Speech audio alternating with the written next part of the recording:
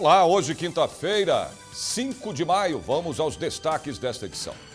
No programa Por Dentro da Política Especial desta semana, temas como redes sociais, o papel da mulher na política foram abordados por especialistas. Ato solene no Legislativo Paulista dá destaque à Revolução dos Cravos, a partir de agora no Jornal da Assembleia.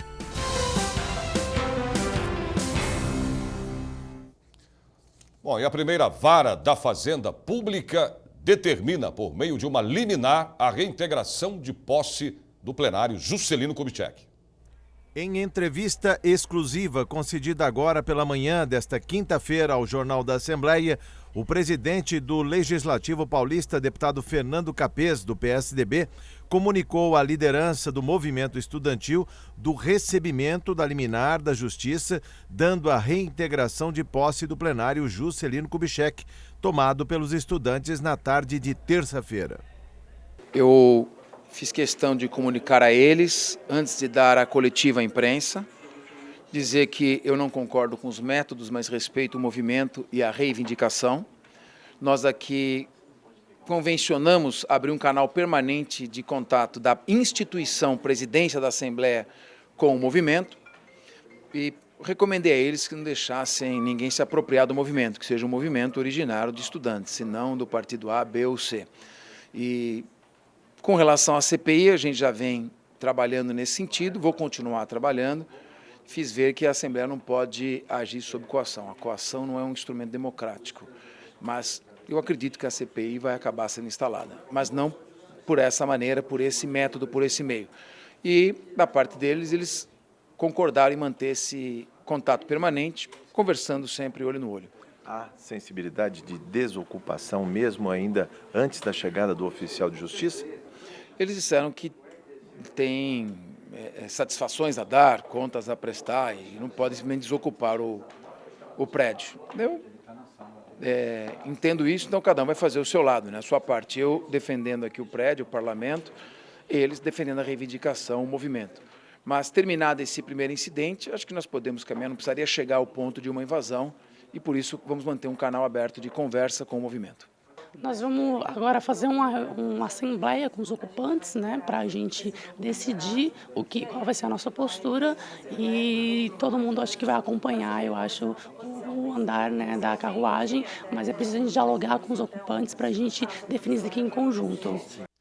Bom, começou hoje o 2º Congresso Internacional de Direito Eleitoral, o evento que debate novos paradigmas no direito eleitoral e conta com diversos especialistas para falar das eleições e também das regras, né? Eu vou conversar agora ao vivo com a repórter Silvia Garcia, que se encontra nesse momento lá no colégio, na Universidade Mackenzie, nos traz mais informações. Olá, Silvia. Olá, muito boa tarde, Sérgio. Muito boa tarde a todos. Nós estamos ao vivo agora direto da Universidade, do Auditório Rui Barbosa, da Universidade Presbiteriana Mackenzie, neste momento acompanhando o 2º Congresso Internacional de Direito Eleitoral. Vocês veem aí imagens do auditório que tem capacidade para 1.000 pessoas e está lotado. Esse evento deve durar até durante a tarde toda de hoje e amanhã também durante toda a sexta-feira. Logo depois das 9 horas da manhã, houve a apresentação da mesa, composta por juristas e representantes de institutos. O presidente do TRE de São Paulo, Mário Ferraz, fez parte dela e também o ministro da Justiça, Eugênio Aragão, falou algumas palavras sobre o tema, as eleições de 2016. A diretora do Instituto do Legislativo Paulista também esteve presente, Patrícia Rosset. Aliás, o Instituto do Legislativo Paulista é um dos apoiadores aqui deste congresso. Eles estão discutindo sobre eleições 2016 e as novidades do processo eleitoral. Neste momento a gente está acompanhando a palestra do doutor Norberto Fabretti. Já falaram aqui pelo menos 4 palestrantes, todos falando sobre crimes eleitorais neste momento. Logo depois vai ter uma pausa para o almoço e à tarde voltam de novo as discussões sobre isso. O 2º Congresso Internacional de Direito Eleitoral acontece aqui na Universidade Presbiteriana Mackenzie, que fica aqui no centro de São Paulo, no bairro de Higienópolis, e acontece durante toda esta quinta-feira e sexta-feira também. Volto com você, Sérgio. Obrigado, Silvia. Portanto, aí informações ao vivo da repórter Silvia Garcia desse congresso que acontece no Colégio Universidade Mackenzie aqui em São Paulo. Os sintomas são semelhantes aos de muitas doenças, mas ao dar entrada num pronto-socorro é fundamental que o profissional da saúde perceba imediatamente as evidências de uma infecção tão perigosa que pode causar a morte, a sepsia. O paciente chega com febre alta, taquicardia, queda de pressão e alteração de consciência. Sinais de sepse. A sepse é um quadro infeccioso grave. Então, nós temos uma infecção que pode ser de qualquer foco. Pode ser uma infecção na urina, uma infecção no pulmão, uma infecção de pele, até uma erisipela, em que, além desse quadro infeccioso, você tem algum outro órgão-alvo. Então, junto com isso, a pessoa tem ou queda de pressão, ou no paciente idoso ele fica um pouco mais confuso. São sinais que estão indicando que aquela infecção não está localizada. Ela está começando a ficar uma infecção sistêmica, né, afetando o organismo como um todo. Então é isso que é a sepse, é uma infecção com sinais de generalização. O INCOR, Instituto do Coração do Hospital das Clínicas, desenvolveu um sistema para identificar rapidamente a sepse. A equipe médica foi treinada para fazer o reconhecimento do quadro e entrar com medicação que fica à mão, nesta caixa de emergência. Hoje, sepse está na mesma categoria de gravidade do infarto agudo do miocárdio, aqui no nosso serviço de emergência, porque, inclusive, a mortalidade é bastante semelhante. Então, faz com que o serviço de enfermagem, que é o primeiro contato do paciente, é com o enfermeiro, que vai definir se ele fica ou se ele não fica naquele serviço de emergência, em qual categoria ele se encaixa para ser atendido imediatamente ou se ele vai poder esperar. Então, nós fizemos um treinamento que o enfermeiro, por alguns sinais e sintomas, detecta que esse paciente tem sinais de sepse, e daí ele é encaminhado imediatamente ao atendimento médico. E a partir daí, nós temos o que a gente chama de um pacote de 6 horas, né? São algumas medidas que devem ser tomadas nestas primeiras 6 horas e isso muda a mortalidade dos pacientes. A sepse é um quadro comum. Os pacientes precisam receber os antibióticos em menos de 60 minutos. O problema é que nem sempre esse atendimento acontece de forma rápida e correta, o que pode agravar o quadro do paciente. A sepse em pacientes idosos, desnutridos e com doenças crônicas pode levar à morte. Segundo o Instituto Latino-Americano de Sepse, o quadro é responsável por 25% dos leitos de UTIs no Brasil e a principal causa de morte nas unidades de terapia intensiva. A sepse mata mais no Brasil que na Índia e na Argentina.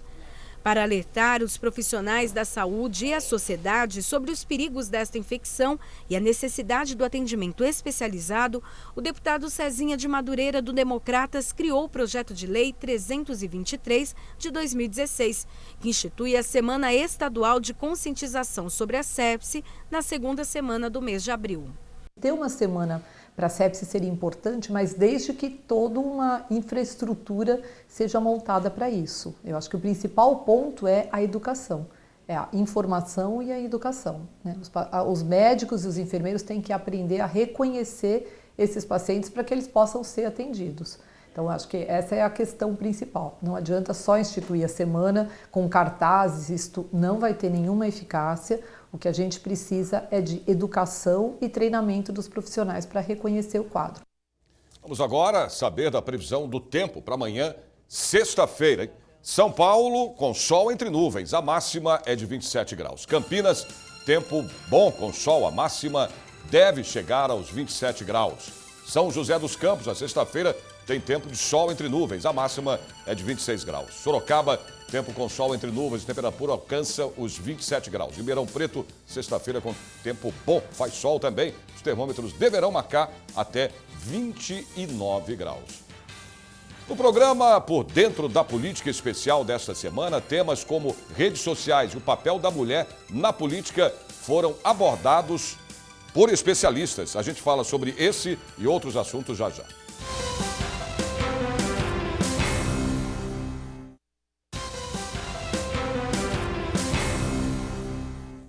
As redes sociais, a participação estudantil e o papel da mulher na política foram temas abordados no programa Por Dentro da Política Especial desta semana.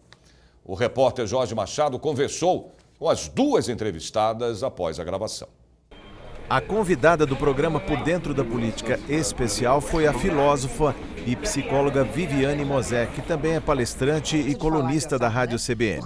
Ao lado da mestranda em Ciência Política da USP, Beatriz Rodrigues Sanches, Viviane falou do atual momento de crise que vivemos e os reflexos no dia a dia das pessoas. Eu acho que o problema brasileiro não é econômico, é político, né? Acho que nosso problema é político e bem grave. A gente vive um retrocesso político bem grave. A fragmentação dos nossos partidos, que não é nova, né? A falta de credibilidade nas instituições políticas não é boa nem um pouco para nenhum partido, né? A polarização de esquerda e de direita é péssima para todos, né? A gente viu nos últimos anos, agora nas últimas manifestações, o pedido de retorno de um regime militar, de um militar que nem temos mais, quer dizer, o poder militar no Brasil hoje nem tem essa potência para segurar.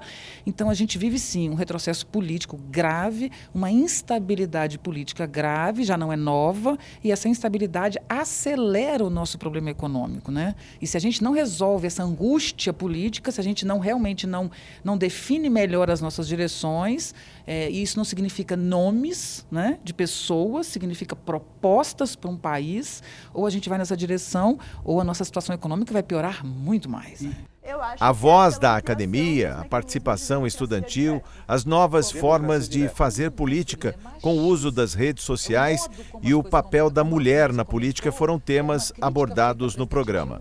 Na minha opinião, é muito importante que a academia se engaje na discussão sobre a atual conjuntura política do Brasil. Muitas vezes a gente vê que a academia fica distante desse debate, dessas discussões. Eu acho que os cientistas políticos, os sociólogos, os antropólogos têm muito a dizer sobre o que está acontecendo na atual conjuntura do país e tem muitas reflexões críticas que podem contribuir para que a população possa entender com mais elementos o que está acontecendo na situação atual brasileira. Hoje a internet é algo que a gente tem que saber lidar, porque todas as forças se sentem representadas, né? Todas. Então, desde um garoto de 18 anos, 15 anos, que odeia política e que quer construir umas bombinhas para soltar numa manifestação, e a gente sabe o que isso significa, né? Sim. A gente vive um mundo do terrorismo na Europa, por exemplo, até o lado oposto de pessoas altamente de direita, que são absolutamente contra a classe operária e que acham que o problema do Brasil foi ter apoiado a diminuição da desigualdade. Então, essas duas posições opostas são muito ruins, né?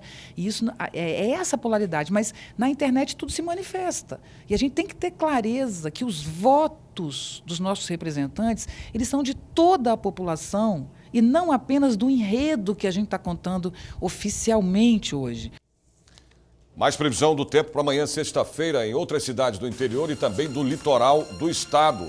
Santos, tempo bom com nuvens. A máxima chega a 28 graus. São José do Rio Preto, a sexta-feira, terá tempo bom. Máxima prevista de 29 graus.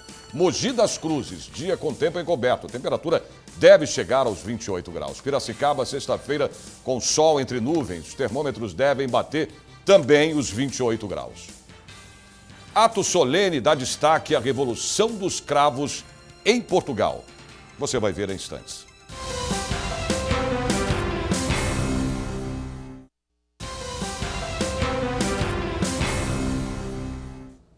Ato solene marcou no Legislativo Paulista a Revolução dos Cravos, um movimento que derrubou o regime salazarista em Portugal em 1974, de forma a estabelecer as liberdades democráticas, promovendo transformações sociais no país. Confira agora na reportagem.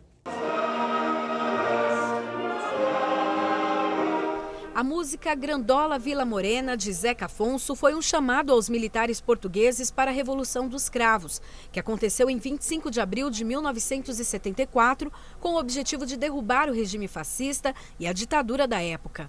Quem participou da Revolução ressalta a passividade da ação. Aqueles dias foram dos dias mais extraordinários da história portuguesa, sobretudo a primeira semana do 25 de abril até ao 1º de maio. Naquela altura, todos os sonhos eram possíveis. E a generosidade das pessoas, a participação, e ainda não havia governo, não é? Nós poderemos dizer que aquela semana em Portugal foi exatamente governada pelo sonho, pela generosidade, pela boa educação.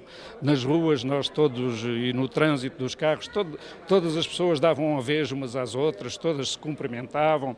Eu nunca fui tão beijado na minha vida como naqueles dias. quando via fardado, claro, encontravam-me e beijavam, abraçavam e tal. Portanto, foi realmente essa semana é uma semana extraordinária da história portuguesa. E o dia 25 de Abril é de facto um dia extraordinário porque é um acontecimento militar, um movimento militar que tem imediatamente a adesão popular. E essa adesão popular traz, digamos, acontecimentos novos que dão outra dimensão ao 25 de Abril. Por exemplo, a questão do cravo, aliás, como é conhecida a Revolução dos Cravos, que dá uma projeção estética muito forte à Revolução Portuguesa, vem da iniciativa popular. É uma senhora que tinha os cravos, começa a dar cravos aos soldados, põe nas espingardas, depois as floristas de outra praça também dão cravos, e nós temos esta coisa extraordinária, que é que temos uma revolução com os soldados na rua, com as armas, e a metralha dos soldados o que é? São flores. O almirante Martins Guerreiro se orgulha da maneira como ajudou seu país. O português Ildefonso Garcia já morava em São Paulo quando a Revolução aconteceu.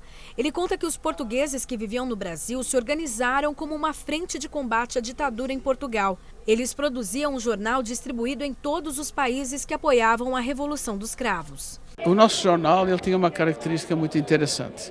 Em primeiro lugar, ele era a favor da descolonização. Em segundo lugar, era um jornal dirigido diretamente para os setores de oposição ao regime em Portugal. Esse jornal chegava clandestinamente em Portugal, tá? E também chegava em outros países onde haviam núcleos de portugueses imigrados. Então era um jornal que denunciava um regime, né, que oprimia o povo português. Então, necessariamente, ele é anterior ao processo revolucionário de 25 de Abril. Naturalmente, ele foi mais uma somatória, né? Mais um ato de esclarecimento e que deixava em Portugal sempre uma mensagem de apoio do exterior, principalmente de São Paulo, né? E isso, acredito que era uma chama acesa para um processo revolucionário que veio depois.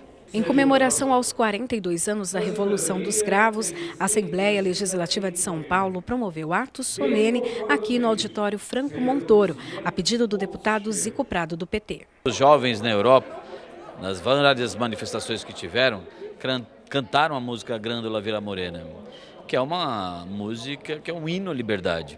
Esse hino à liberdade, hoje, aqui neste momento, neste ato que a gente vai desenvolver, está representado na memória viva, que é um dos capitães de Abril, uma das lideranças desse processo, que foi membro do Conselho da Revolução, que é o comandante, o almirante Guerreiro Ramos, né? Manuel Guerreiro Ramos. E a representação simbólica da atividade que nós estamos fazendo hoje aqui na Assembleia Legislativa é muito em função desta importância da democracia que se faz necessária e é uma luta constante do nosso povo e do povo no mundo inteiro. É a primeira vez que o Parlamento Paulista comemora a data. Nós estamos vivendo um momento histórico no Brasil, então é importante não só comemorar os 42 anos, mas fazer uma relação do que nós estamos vivendo, do que a gente está passando aqui no Brasil e da importância que teve a Revolução dos Cravos depois de tantos anos de ditadura lá em Portugal. E é importante fazer isso aqui na Assembleia para a gente deixar registrado aqui na Assembleia Legislativa o que foi a Revolução dos Cravos para os portugueses e para toda a Europa. Previsão do tempo para amanhã, sexta-feira, em outras cidades do interior do estado. Franca, com sol entre nuvens, a máxima chega a 27 graus. Bauru, tempo bom, a temperatura máxima chega aos 26 graus. Limeira, tempo com sol entre nuvens, a máxima é de 25 graus. Marília, sexta-feira, terá tempo com sol entre nuvens, a máxima chega aos 26 graus. O Jornal da Assembleia de hoje termina aqui, mas você pode acompanhar toda a programação da TV Assembleia SP através do portal, que é o al.sp.gov.br. A gente se vê de novo amanhã, a partir do meio-dia. Até lá.